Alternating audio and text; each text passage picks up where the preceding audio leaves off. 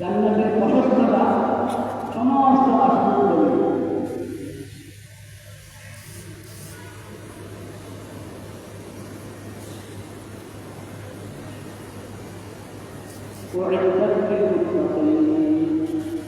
এই জান্নাতটা কার জন্য প্রস্তুত করে রেখেছেন?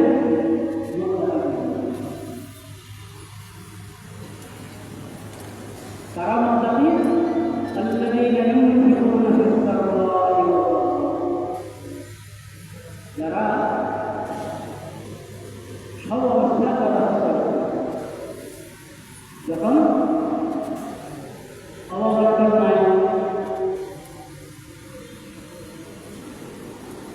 অবস্থা ভালো, তখনও আল্লাহ রাস্তায় খরচ করে, যখন খুব সম্পদ অভাব, তখন আল্লাহ রাস্তায় খরচ করে। ওয়াল-কাযিমিনা আল-গায়য, মুত্তাকিদের আরেকটা গুণ হলো যারা কিন্তু আল্লাহ পছন্দ করেন আল্লাহর এই বান্দাদেরকে, রেগে গেলে রাগ উঠলে তারা নিজের রাগকে নিয়ন্ত্রণ করে ফেলে, গোসা দমন করে। ওয়াল আফিনা আনিন নাস, এবং মানুষকে ক্ষমা করে দেয়। কয়টা গুণ হলো? তিনটা।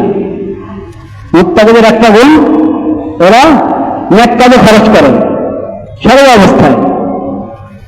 যখন অভাব অনটন, ব্যবসা খুব লস, যার যে আয়ের উৎস সংকীর্ণ হয়ে এসেছে, খুব সংকট, তো তখন খরচ করার পরিমাণ কমাও, কিন্তু একবারে বাদ দিয়ে না যে এখন তো নিজেই পাই না, তার জন্য আবার খরচ করবো, কিভাবে দান করবো না, তখনও দান করো কম। এখনের অবস্থা হিসেবে যা তোমার সাধ্য আছে সামান্য হলেও খরচ করো, একবারে বন্ধ করে দেবে না। আর যখন অবস্থা ভালো, উপার্জন যথাযথ হচ্ছে, নিজের আশার চেয়ে ভালো হচ্ছে, তখন তো দান করবেই। মুত্তাকিদের একটা গুণ হলো আল্লাহ রাস্তায় দান করে, নেক কাজে খরচ করে। অপচয়ের কথা বলা হয়নি, অপচয় তো নাজায়েজ, অপচয় নাজায়েজ, হারাম। অপচয় যত বেশি হবে এবং যত অনর্থক অহেতুক হবে, তত বেশি গুনাহ, তত বড় পাপ। এবং যদি গুনার কাজে খরচ হয়, তো এটা একবারে জঘন্য পাপ, অপরাধ। খরচ করবে আল্লাহর রাস্তায়, নেক কাজে। আল্লাহর রাস্তা মানে যে কোনো নেক কাজে খরচ করা হোক, সেটাই আল্লাহর রাস্তা, সেটাই আল্লাহর রাস্তা। দ্বিতীয় গুণ মুত্তাকিদের, গোসাকে নিয়ন্ত্রণ করে। এই গোসা, ক্রোধ, এটা বড় ভয়ঙ্কর ব্যাধি। মানুষের স্বভাবের মধ্যে আল্লাহ তাআলা রেখেছেন যে অপ্রীতিকর কিছু দেখলে, যেটা তার স্বভাবের সাথে মিলে না, যেটাকে সে অন্যায় মনে করে বা নিজের জন্য কষ্টদায়ক মনে করে, ওটাতে তার রাগ উঠে যায়। রাগ ওঠাটাও অন্যায় না, কিন্তু রাগ উঠলে রাগের সাথে যদি আমি নিজেকে চালিয়ে দিই, রাগ আমাকে নিয়ন্ত্রণ করে, এটা হলো অন্যায়। রাগ আমাকে নিয়ন্ত্রণ করে, এটা অন্যায়। রাগ উঠেছে, এখন ওই সময় মনে যা আসছে তাই বলে যাচ্ছে, মনে যা আসছে তাই করে যাচ্ছে, এটা হলো সে রাগকে নিয়ন্ত্রণ করছে না, বরং রাগ তাকে কি করছে? নিয়ন্ত্রণ করছে। ভাষিয়ে নিয়ে কিছু বলবো, ভাবতে হবে আমাকে এটা বলা উচিত কিনা, বললে কিভাবে বলবো, কিছু করতে চাচ্ছি, করা উচিত কিনা, করলে কিভাবে করবো। যদি বিবেচনার শক্তি হারিয়ে ফেললাম, এত রেগে গেলাম, বিবেচনার শক্তি হারিয়ে ফেললাম, তাহলে বাস্তবে অবস্থা পরিবর্তন করো, এখান থেকে সরাও, নিজে সরে যাও, যার উপর রেগে গেছে তাকে সরিয়ে দাও, বা নিজে সরে যাও, নিজের অবস্থা পরিবর্তন ঠিক হয়ে যাও। ভিতরে কামড়া গিয়ে শুয়ে পড়ো, শোয়ার জায়গা পাচ্ছে না, বসে যাও, নাচতেও না, ভাই এখন আমি কথা বলবো না, একটু আমি শান্ত হই, তারপরে এখন কথা বলবো না, খামোশ হয়ে যাও। তাও নিয়ন্ত্রণ করতে পারছেন না, থেকে যাও, অজু করো, অজু করো, অজু, অজুর পানি যখন আমি অজু করবো, পবিত্রতা অর্জন করবো, এটা রাতটা গোষ্ঠা যখন নিয়ন্ত্রণ হারা হয়, এর মানে হলো এটা শয়তানের প্রভাব। কার প্রভাব? শয়তানের প্রভাব, নষ্টের প্রভাব। ফেরেশতার রহমত থেকে লোক বঞ্চিত, এখন রহমতের ফেরেশতা তার আশেপাশে নেই, শয়তান তাকে নিয়ন্ত্রণ করছে। এখন যাও অজু করো, অজুর বরকতে শয়তান থাকবে, তাও ঠান্ডা হচ্ছে না, তো অজুর পরে নামাজে দাঁড়িয়ে যাও, নামাজে দাঁড়িয়ে যাও, আউযুবিল্লাহ পড়ো, আউযুবিল্লাহ প্রথমেই পড়ো, আউযুবিল্লাহি মিনাশ শাইতানির রাজিম, আমি আল্লাহর আশ্রয় গ্রহণ করছি মরদুদ শয়তান থেকে। শয়তানের কারণে নিয়ন্ত্রণ হারার আগ, তবে আউযুবিল্লাহ পড়ো। আর আরো ভালো ভাবতে থাকো, যে কারণে তোমার রাগ উঠলো, যার উপর রাগ উঠলো, সে কোনো ভুল করেছে, অন্যায় করেছে, এই জন্য রাগ হয়েছে। হতে পারে সে হয়তো অন্য কিছু বলে নাই, অন্য কিছু করে নাই, তুমি ভুল বুঝেছ, বা তুমি তোমার অহংকারের কারণে খামোখাই তার ন্যায্য কথার উপর, সঠিক কথার উপর তুমি রেগে গেছো, এটাও তো হতে পারে। ভালো, ভুলটা তো হয়তো আমার ভুল, আমারও হতে পারে, ভাবতে থাকো। আচ্ছা, তোমার ভুল না, তারই ভুল, তা আমি আল্লাহর বান্দা, আল্লাহর নাফরমানি হয় না আমার থেকে? কখনো কি গুনার কাজ হয়ে যায় না? আল্লাহ যদি আমাকে এরকম ধরা শুরু করে তার মতো, তখন কি দশা হবে? ও অন্যায় কাজ করেছে, আমার সামনে খারাপ ব্যবহার করেছে, এই জন্য আমি রেগে গেলাম, নিজেকে নিয়ন্ত্রণও করতে পারছি না, তো এটা ভাবতে পারি না আমিও তো আল্লাহ শুনলে এরকম আমার ভুল হয়, আল্লাহর নাফরমানি হয়ে যায়। আল্লাহ যদি আমাকে এর মতো এরকম ধরেন, পাকড়া করেন, আল্লাহ যদি আমার কোনো ঠিকানা আছে? এগুলো ভাবো, চিন্তা করো, তবে রাগ আস্তে আস্তে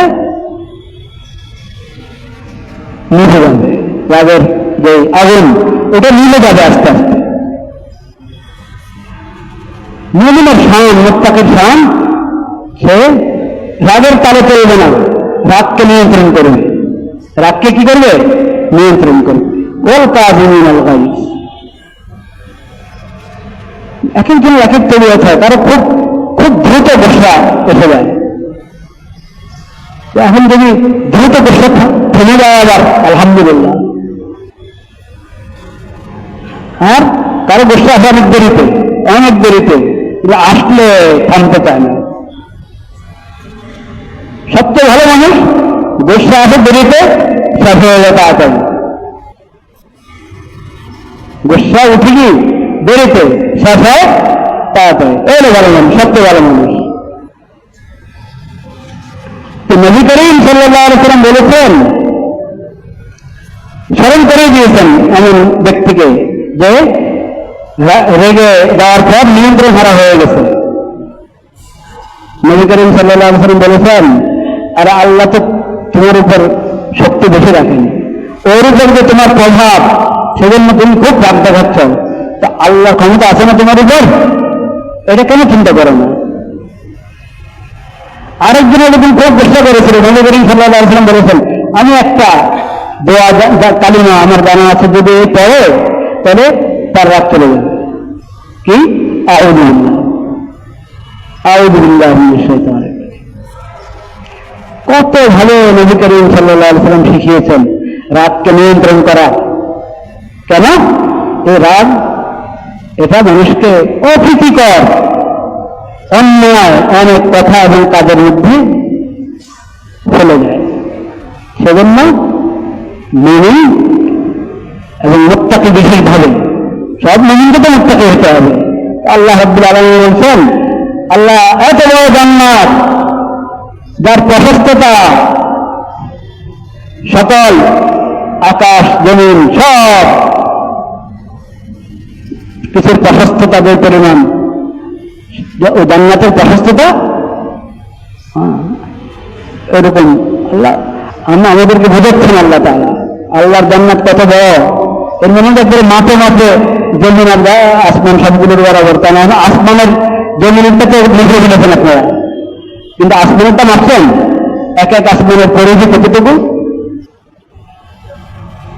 মাপা যায়নি। বিজ্ঞান এখন কোথায় আছে? মহাকাশে আছে, এখনো মহাকাশের জায়গা হলো প্রথম আসমানের নিচে। আল্লাহর বানানো যে আসমানগুলো, ওই আসমানগুলোর প্রথম আকাশের নিচে হলো বিজ্ঞানীদের কি মহাকাশ। এই মহাকাশের মধ্যে তাদের বিচরণ, ওদের গবেষণা করে এখনো শেষ করতে পারেনি।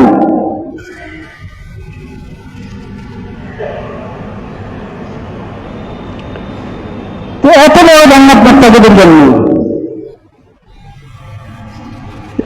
এই সুসংবাদ দেওয়ার পর আল্লাহ রাব্বুল আলামিন মুত্তাকিদের বন্ধুলে বললেন তা আল্লাহ রাস্তা খরচ করে সর্ব অবস্থায় এবং নিজের ক্রোধ সম্ভ্রম করে বলে আফিনা আনিন নাস, ক্ষমা করে দেয়, ক্ষমা করে। ভুল হয়ে গেছে, ভুল হয়ে গেছে, সে যদি দুঃখিত না বলে তাও ক্ষমা করে দিলাম, আর যদি দুঃখিত বলে তাই তো ক্ষমা করা উচিত। আর কেউ আছে দুঃখিত শব্দটা, সরি শব্দটা এত বেশি ব্যবহার করে, ওই পরে ওই শব্দের উচ্চারণ তার কোনো বিশেষ অর্থ রাখে না। এজন্য এটাই শিক্ষা দিয়েছেন নবী করিম সাল্লাল্লাহু আলাইহি ওয়াসাল্লাম যে বেশি বেশি দুঃখিত বলতে হয়, এরকম কাজ করবে কেন? এমন কাজ করে না যে পরে আবার তোমাকে কি বলা লাগে? দুঃখিত বলা লাগে, সরে বলা লাগে, নাজরত করতে। আর এই শব্দ হলো ইয়াকা না তাতামিরু আন, পরক্ষণে আবার তোমাকে ক্ষমা করতে হবে, এরকম কাজ কেন করবে? সতর্কতা অবলম্বন করতে হবে। আজকাল হলো আমরা কারোর সাথে আচরণ ব্যবহার সুন্দর করি না, শুধু একটা সরি বলে দিই ব্যাস।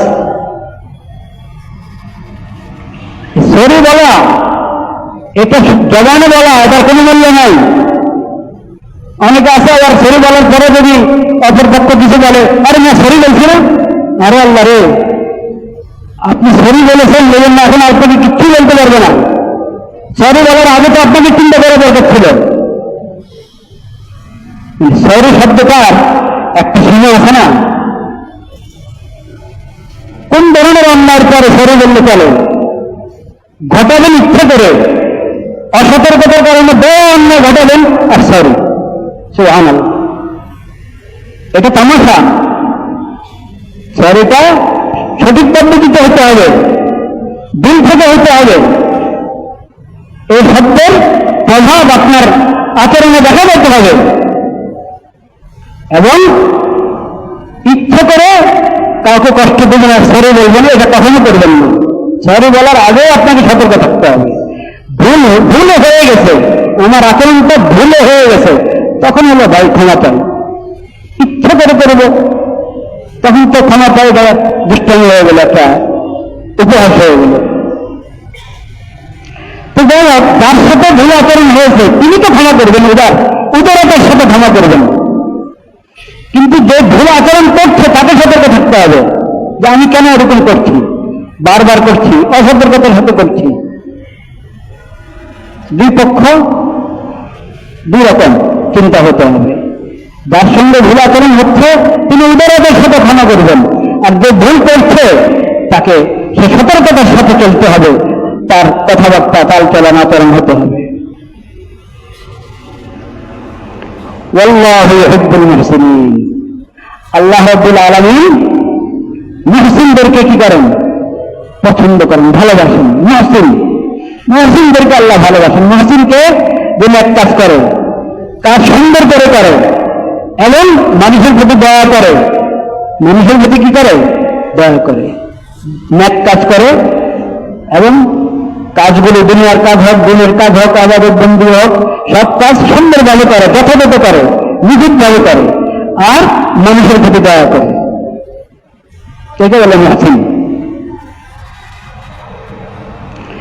والذين إذا فعلوا فاحشة أو ظلموا أنفسهم ذكروا الله فاستغفروا لذنوبهم ومن يغفر الذنوب إلا الله ولم يصروا على ما فعلوا وهم يعلمون। মুত্তাকিদের আরেকটা গুণ, অনেক গুরুত্বপূর্ণ গুণ মুত্তাকিদের। এই গুণ সব মুমিনের মধ্যে থাকা দরকার, মুত্তাকিদের সব গুণই থাকা দরকার, কিন্তু এটা একবারে খুব প্রয়োজন, আমাদের সবার প্রয়োজন এটা। والذين إذا فعلوا فاحشة أو ظلموا أنفسهم, মুত্তাকি হলো তারা যাদের কোনো গুনার কাজ হয়ে গেল, অশ্লীল কোনো কাজ করে ফেলল এবং কোনো অপরাধ করে, অত্যাচার করে, কোনো গুনাহ করে নিজের উপর অত্যাচার করে ফেলল, যে কোনো গুনাহ করক, আল্লাহর হক নষ্ট করক, বান্দার হক নষ্ট করক, যে কোনো পাপ, যে কোনো গুনাহ, এই গুনাহ এক নম্বরে কার উপর অত্যাচার? নিজের উপর অত্যাচার। যে গুনাহ করছে সে আসলে নিজের উপর জুলুম করছে। এখন এই গুনাহটা অন্যের উপর অত্যাচার করে করছে সেই গুনাহ, আল্লাহর হক নষ্ট করছে সেই গুনাহ, কোনো বান্দার হক নষ্ট করছে, আল্লাহর মাখলুকের হক নষ্ট করছে সেই গুনাহ, যেই গুনাহ হোক, সব গুনাহ হলো এক নম্বরে নিজের উপরে নিজে জুলুম, নিজের উপরে নিজে জুলুম। তো আল্লাহ বলছেন যারা কোনো গুনার কাজ করে ফেলেছে, অশ্লীল অন্যায় করে ফেলেছে, বা অন্য যে কোনো অপরাধ বা গুনাহ করে, জুলুম করে নিজের উপর অত্যাচার করে ফেলল, কিন্তু গুনার পরক্ষণেই সে সতর্ক হয়ে গেছে। কি হয়ে গেছে? সতর্ক। যাকারুল্লাহ, গুনাহ করে আল্লাহকে, ইন্নালিল্লাহ, আমি তো ভুল করে ফেলেছি, আমার তো গুনাহ হয়ে গেছে, পাপ হয়ে গেছে, অপরাধ হয়ে গেছে, আমি কি করে ফেললাম। যাকারুল্লাহ, আল্লাহর কথা স্মরণ করে। আল্লাহ যদি আমাকে ধরে, আল্লাহ যদি ক্ষমা না করলেন, আল্লাহ আপনি মেহেরবান করে আমাকে ক্ষমা করে দেন, দয়া করে আমাকে ক্ষমা করে দেন। মুমিনের এটা হলো কাজ। গুনাহ হতে পারে, হয়ে যায় মানুষের, কি করা যাবে, দুর্বল, আমরা দুর্বল, কিন্তু গুনাহ হয়ে গেলে ওটার উপরে জমে থাকা, গুনার উপরে জমে থাকা, এটা কঠিন অন্যায়। মুমিন মুত্তাকি কোন সময় নফসের তাড়ানায়, শয়তানের ধোঁকায়, প্রতারণায় গুনাহ হয়ে গেলে পরক্ষণে সে সতর্ক হয়ে যায়, না এটা তো আমি অন্যায় করে ফেলেছি, ইন্নালিল্লাহ আস্তাগফিরুল্লাহ আল্লাযী লা ইলাহা ইল্লা হুয়াল হাইয়ুল কাইয়্যুম ওয়া আতুবু ইলাইহি, ইস্তিগফার করবে। যাকারুল্লাহ, আল্লাহকে স্মরণ করে। আল্লাহকে স্মরণ করলে কি হবে? ইস্তিগফারের মাধ্যমে। আল্লাহকে স্মরণ করলে কি হবে? ওযু করা, সালাত, তাওবা পড়া, তাওবার জন্য নফল নামাজ পড়া, 2 রাকাত 4 রাকাত নফল পড়া, নেক আমল করা, সদকা খায়রাত করা। হাদিস শরীফে বলা হয়েছে এটা, কোরআন মাজিদে আছে, ইন্নাল হাসানাত ইউযহিবনা সাইয়্যাত। কোন পাপ হয়ে গেছে, গুনাহ হয়ে গেছে, জমে থাকবে না পাপের উপরে, তওবা করো, সাথে সাথে ইস্তিগফার করো, নেক আমল করো। কি নেক আমল? সালাতে তওবা করো, সামনে যে ফরজ নামাজের সময় এসে তাড়াতাড়ি ফরজ নামাজে যাও, মসজিদে জামাতের সাথে নামাজ আদায় করো, আল্লাহর কাছে কাঁদতে থাকো, দোয়া করতে থাকো, সদকা খায়রাত করো, তাসবিহ পড়ো, দুরূদ শরীফ পড়ো, কোরআন তেলাওয়াত করো, নেক আমল করো, নেক আমল করো। নেক আমল কি করবে? গুনাহকে ধুয়ে ফেলবে।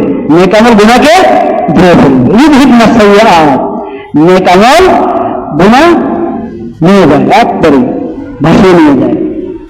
কিন্তু হযরত মাওলানা আব্দুল কাদের দেহলভী, শাহ আব্দুল কাদের দেহলভী রাহমাতুল্লাহ আলাইহির একটা তাফসীর গ্রন্থ আছে, মুজাহিদুল কোরআন। মুজাহিদুল কোরআনে হযরত এই আয়াতের অধীনে লিখেছেন ইন্নাল হাসানাত ইউযহিবনা সাইয়্যাত। এই আয়াতের অধীনে লিখেছেন जितना मैला उतना साबुन, जितना मैला उतने साबुन। কাপড় ময়লা হয়ে গেছে, সাবান দিয়ে ধুলেন, পাউডার দিয়ে দেবেন, তো এখন ময়লা যত বেশি, সাবান তত বেশি দিতে হবে। ময়লা খুব বেশি, খুব দাগ লেগে গেছে, সাবান বেশি দিতে হবে না, একটু ভালো করে দলতে হবে, বসতে হবে। जितना ময়লা উতনা সাবুন। নেক আমল এটা গুনাহ দূর করে দেয়, গুনাহ ধুয়ে ফেলে। গুনাহ যদি অনেক বেশি হয়, জঘন্য হয়, অপরাধ অনেক জঘন্য, পরিমাণে অনেক বেশি, তাহলে সামান্য নেকামল এটা দিবে না, অনেক নেকামল লাগবে, অনেক সত্য খারাপ করো, অনেক নফল নামাজ পড়ো, অনেক বেশি ইস্তেগফার করো। তওবা তো করতে হবে, তওবা তো মূল কথা। মাগফিরাত পাওয়ার জন্য এক নম্বর কথাই কি? তওবা, ইস্তেগফার এবং তওবা। যাকারুল্লাহ, আল্লাহকে স্মরণ করল, ফাস্তাগফিরু লিযুনুবিহিম, আল্লাহর কথা মনে পড়ে গেছে, হ্যাঁ আমি না আল্লাহর বান্দা, আল্লাহর নাফরমানি করে ফেললাম, আল্লাহর হক নষ্ট করলে আল্লাহর নাফরমানি হলো, আল্লাহর কোন বান্দার হক নষ্ট করলে কি হলো? আল্লাহর নাফরমানি হলো। ফাস্তাগফিরু লিযুনুবিহিম, এই গুনার জন্য, গুনার কারণে সে আল্লাহর কাছে ক্ষমা প্রার্থনা শুরু করলো, ইস্তেগফার করা শুরু করলো। এবং মাগফিরু যুনুবা ইল্লাল্লাহ, আল্লাহ ছাড়া গুনাহ ক্ষমা করবে আর কে? আল্লাহ ছাড়া কেউ আছে গুনাহ ক্ষমা করে? আল্লাহ একমাত্র ক্ষমা করতে পারেন। এই আকীদা, এই বিশ্বাস থেকে, এই অনুভূতি থেকে সে ইস্তেগফার করা শুরু করলো, আল্লাহর কাছে ক্ষমা প্রার্থনা শুরু করলো। আস্তাগফিরুল্লাহাল্লাযী লা ইলাহা ইল্লা হুয়াল হাইয়ুল কাইয়্যুম ওয়া আতুবু ইলাইহি। ইস্তেগফারের শব্দমালা কোরআনে হাদিসে অনেক আছে। আনতা ওয়ালিয়্যুনা ফাগফির লানা যুনুবানা ওয়ারহামনা ওয়া আনতা খায়রুর রাহিমিন। আনতা ওয়ালিয়্যুনা, হে আল্লাহ আপনি আমাদের অভিভাবক। ফাগফির লানা যুনুবানা, ফাগফির লানা ওয়ারহামনা, আমাদেরকে ক্ষমা করেন। ফাগফির লানা ওয়ারহামনা, আমাদেরকে ক্ষমা করেন, আমাদের প্রতি দয়া করেন। ওয়া আনতা খায়রুর রাহিমিন, আপনি তো সবচেয়ে উত্তম ক্ষমা, উত্তম দয়াবান, আপনি তো দয়া করতে পারেন। রব্বিগফির ওয়ারহাম ওয়া আনতা খায়রুর রাহিমিন, হে আমার রব আপনি ক্ষমা করেন, দয়া করেন, আপনি উত্তম দয়া করেন। ربنا اغفر لنا ذنوبنا ربنا إننا آمنا فاغفر لنا ذنوبنا وقنا عذاب النار। হে আল্লাহ আমরা ঈমান এনেছি, আপনার প্রতি ঈমান এনেছি, আপনার মুমিন বান্দা, আপনার কালিমাতে পড়েছি, ইয়া রব আপনার কালিমাতে পড়েছি, আমরা ঈমান এনেছি, আপনি মেহেরবানি করে আমাদেরকে ক্ষমা করে দেন, আমাদের সব গুনাহগুলো মাফ করে দেন এবং আমাদেরকে জাহান্নামের আগুন থেকে, দোজখের আগুন থেকে আমাদেরকে রক্ষা করেন। কোরআনে হাদিসে ইস্তেগফার কিভাবে করবো, আল্লাহর দরবারে ক্ষমা প্রার্থনা কিভাবে করবো, ওটার জন্য দোয়া শেখানো হয়েছে আমাদেরকে। যে যতটা পারি বলতে থাকি। আস্তাগফিরুল্লাহ তো সবচেয়ে সহজ, আস্তাগফিরুল্লাহ আস্তাগফিরুল্লাহ আস্তাগফিরুল্লাহ লা ইলাহা ইল্লাল্লাহ ফাস্তাগফিরু লিযুনুবিহিম ওয়া মান ইয়াগফিরুয যুনুবা ইল্লাল্লাহ ওয়া লাম ইউসিররু আলা মা ফাআলু। তওবা করেছে, খাঁটি তওবা, তওবার পরে আবার এই গুনাহ করেনি, এটা হলো আসল তওবা। তওবা করলেন আবার ফিরে পাঁচজনে না করি, তারপরে আবারও হয়ে যেতে পারে, হলে মেরেজ হবে না, এখন আবার তওবা করো, আবার তওবা করো। গুনাহের উপরে জমে থাকা মনের কাজ না, ওটা হবে হঠকারিতা।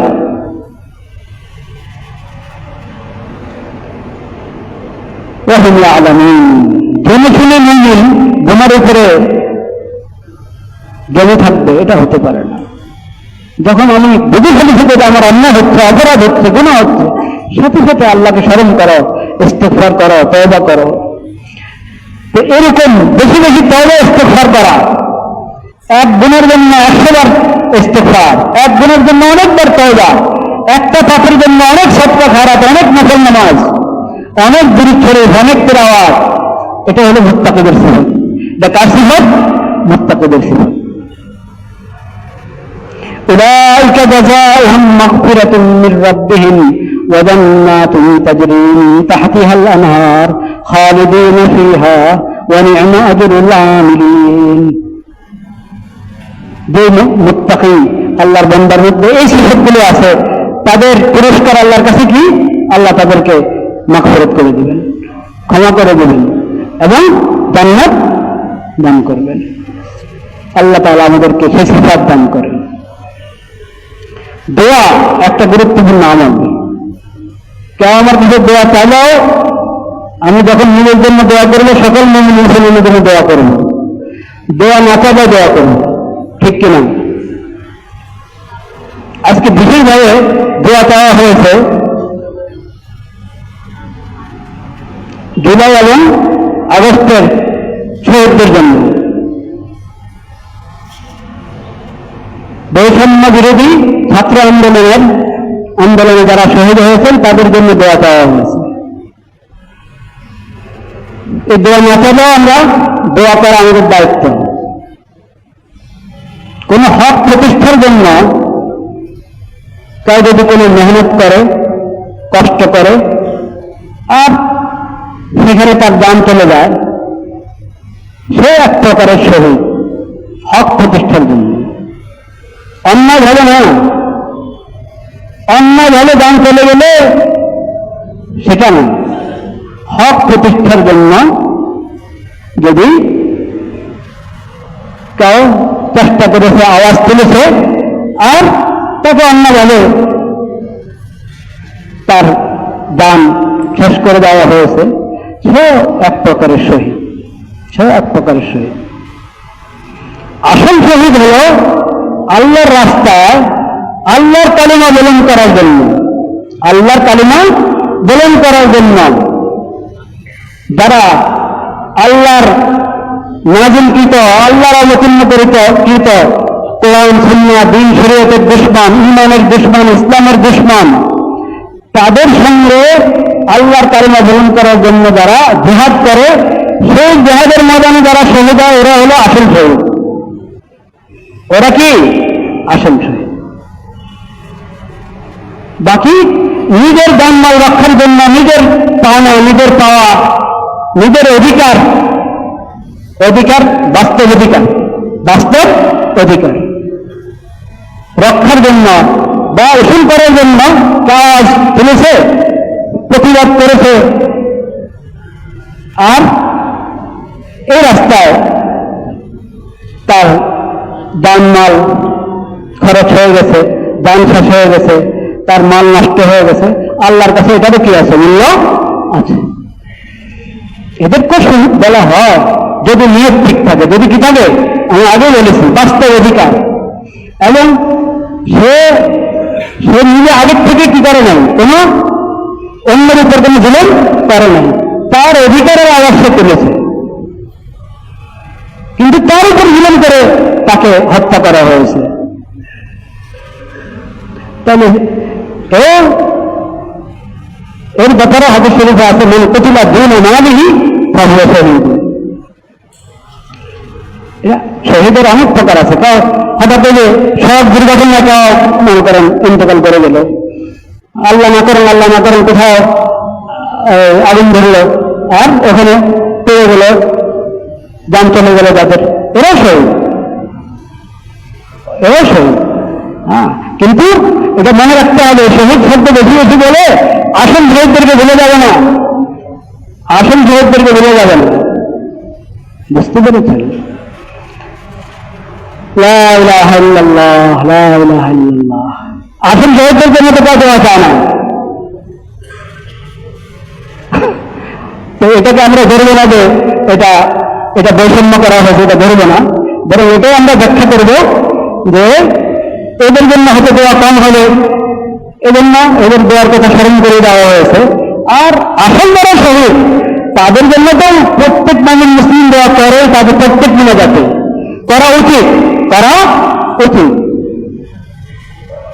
মুজাহিদদের জন্য দোয়া করা, আল্লাহর রাস্তার শহীদদের জন্য দোয়া করা, এটা তো নিজের স্বার্থ, নিজের ফায়দার জন্য। আর শুনেন, আসল কথা শুনুন, এই যে জুলাই আগস্টের শহীদদের জন্য দোয়া করছি আমরা, দোয়া করে কি আমাদের জিম্মেদারি শেষ হয়ে যাবে? হ্যাঁ, শহীদদের জন্য দোয়া করে জিম্মেদারি শেষ না? তাদের রক্তের হক আদায় করতে হবে, তাদের রক্তের হক আদায় করতে হবে কিনা? এই রক্তের যদি গলত ব্যবহার করা হয়, অন্য ব্যবহার করা হয়, যায় যাবে? জায়েজ হবে না। এটা মনে রাখতে হবে, এটা মনে রাখতে হবে। শহীদদের জন্য দোয়া করলাম, সব খতিবদের কাছে চিঠি দিয়ে দিলাম যে শহীদদের মাগফিরাতের জন্য দোয়া করা হোক।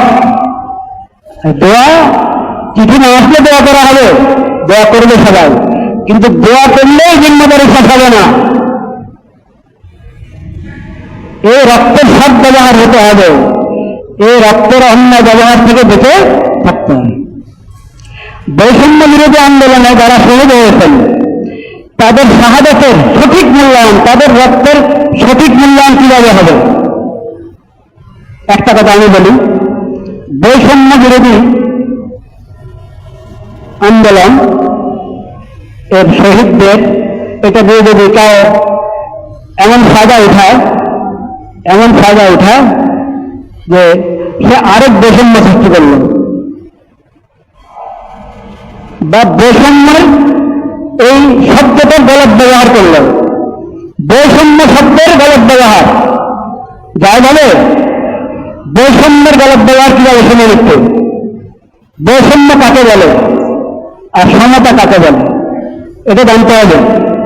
কারণ এটার এখন অনেক ভুল ব্যাখ্যা আছে সমাজে। ওই ভুল ব্যাখ্যা অনুসারে সমতা প্রতিষ্ঠিত করা, বৈষম্য দূর করা ভুল ব্যাখ্যা হিসাবে এটা শহীদদের রক্তের সাথে কি হবে না, ইনসাফ হবে না। সমতা বলে দুটা সমান জিনিস, সংশ্লিষ্ট বিষয়ে দুই সমান ব্যক্তি বা সমান গোষ্ঠী এর সাথে ভিন্ন আচরণ করা হবে, ভিন্ন আচরণ করা হবে, এটা হলো অসমতা, বৈষম্য। এটা কি বৈষম্য? যদি সংশ্লিষ্ট বিষয় দুজন সমান না, অন্য অনেক দিক থেকে সমান, সংশ্লিষ্ট বিষয় কিনা সমান না, যৌক্তিক কারণে ভিন্নতা হয়েছে, উনার সঙ্গে এক আচরণ, উনার সঙ্গে আচরণ, উনার সঙ্গে যে আচরণ হয়েছে সেটাও নয়, উনার সঙ্গে যে আচরণ হয়েছে এটাও নয়, কিন্তু ভিন্ন আচরণ হয়েছে, এটাকে বৈষম্য বলে না। এটা কি বলে না? বৈষম্য বলে না। দেখেন, মানুষ হিসাবে সবাই এক, ঠিক কিনা? মানুষ হিসাবে সবাই এক,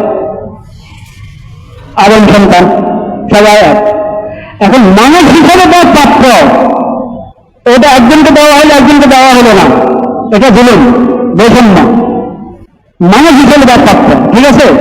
আচ্ছা, কিন্তু মানুষের মধ্যে আবার বিভিন্ন ধর্মের আছে, বিভিন্ন রঙের আছে কিনা? কেউ মুসলিম, কেউ অমুসলিম। বাইতুল্লাহর হজ এটা কি মুসলমানের কাজ না হিন্দুদের কাজ? এক হিন্দু যার ফরমে লেখা আছে সে হিন্দু, সে দরখাস্ত করেছে যে আমি বাইতুল্লাহর হজ করতে যেতে চাচ্ছি, তাকে যদি হজের ভিসা না দেওয়া হয় এটা বৈষম্য হবে? কোন মুসলমান বাস্তবে সে মুসলমান, তার ফরমে লেখা আছে মুসলমান, সে বাইতুল্লাহ যেতে চাচ্ছে, বাংলাদেশের মুসলমান হোক, হিন্দুস্তানের মুসলমান হোক, মুসলমান না? তো এখন বাংলাদেশের মুসলমানকে দিচ্ছে, হিন্দুস্তানের মুসলমানকে দিচ্ছে না, হিন্দুস্তানের মুসলমানকে সুযোগ দিচ্ছে, বাংলাদেশের মুসলমানকে সুযোগ দিচ্ছে না, এটা কি? এটা বৈষম্য, এটা বৈষম্য। কিন্তু হিন্দু হজে যেতে যাচ্ছে, তাকে হজের বিষয় দিল না, এটাকে কি বলে না? কারণ ভাই বর্তমান তো ইমান নাই, তুমি তো হিন্দু, মুসলিম না, তুমি হজ তো মুসলমানের কাজ, বাইতুল্লাহ এটা মুসলমানদের হেদায়েতের কেন্দ্র, এখানে তোমাকে বেতন না দেওয়া হলে কোনো কি না আপত্তি নাই। এখন আপনি যদি বলেন হিন্দুদের বাইতুল্লাহ হজ করতে দেওয়া না, এটা বৈষম্য হলো, এটা ঠিক হবে? তাহলে আপনাকে বুঝতে হবে যে কাকে বলে বৈষম্য, বৈষম্য কাকে বলে এটা বুঝতে হবে। আজকাল সাম্যের নামে, সমতার নামে অনেক বৈষম্যকে আপনার সমাজে প্রতিষ্ঠিত করার জন্য অনেক উঠে ধরে লেগে আছে বিভিন্ন সংস্থা। এই ব্যাপারে আমাদেরকে সতর্ক থাকতে হবে। আল্লাহ বানিয়েছেন একজনকে পুরুষ, সে দাবি করে আমি মহিলা, আপনাদেরকে মহিলা হিসেবে সমাজে প্রতিষ্ঠিত হতে দিবেন, সুযোগ দিবেন, এটা কি সমতা? যদি আপনি নিষেধ করেন তাকে একরামের সাথে যে আল্লাহ আপনাকে মহিলা বানিয়েছে, আপনি মহিলা থাকেন, এই কথা বললে কি বৈষম্য হবে? এখন যদি কেউ এরকম আপনার জাতিসংঘের অফিস খুলে ঢাকাতে, হ্যাঁ, এই সমস্ত অন্যায় কাজ, অন্যায় চিন্তা, আল্লাহর সঙ্গে যুদ্ধ, আল্লাহর খালেক এবং মালিকের সাথে যুদ্ধ, এরকম কাজের জন্য যদি জাতিসংঘের অফিস খোলা ঢাকাতে বাংলাদেশে যায় যাবে, এটা কি বৈষম্য বিরোধী ছাত্র আন্দোলন এবং এই শহীদদের রক্তের সদ্ব্যবহার হবে না অন্য ব্যবহার? কিন্তু এটা চলছে এখন তো দেখি বিভিন্ন রাজনৈতিক দলের কার কি আপনার ওহদা, কার কি পদ, ওই পদের একটা তালিকা দেখলাম আমি। ওই তালিকাতে এটাও লেখা আছে জেন্ডার সমতা রক্ষা। হায় রে, জেন্ডারের সমতা মানে আল্লাহ জানিয়েছেন একজনকে পুরুষ, একজনকে বানাইছেন মহিলা, আপনি এটা সমান করবেন কি? সমান করতে হলে সবাইকে মহিলা বানাবেন না, সবাইকে পুরুষ বানান, এটা আপনার হাতে আছে? জেন্ডার সমতা এটা মুসলমান দেশে, এবং যাদেরকে ধারণা করা হয়, এমন একটা দল যাদেরকে ধারণা করে এরা একটু ইসলামের দিকে এদের একটু ঝোঁক নাকি আছে, এরকম ধারণা করে এমন একটা দলের ইয়েটা আমি দেখেছি, ছাত্র দলের তাদের আপনার তালিকাতে একটা পদ এটাও আছে, এটা একটা পদ। বলেন নাউজুবিল্লাহ।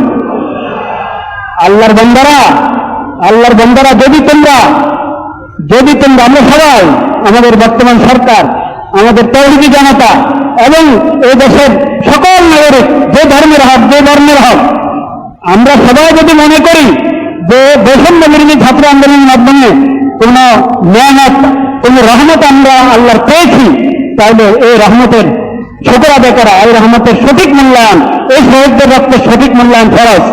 এটার গলত ব্যবহার যদি করো তাহলে আবার মুসিবত আসতে পারে, আবার আল্লাহর গজব আসতে পারে। আল্লাহ হেফাজত করেন। ওয়া আখিরু দাওয়ানা আলহামদুলিল্লাহ।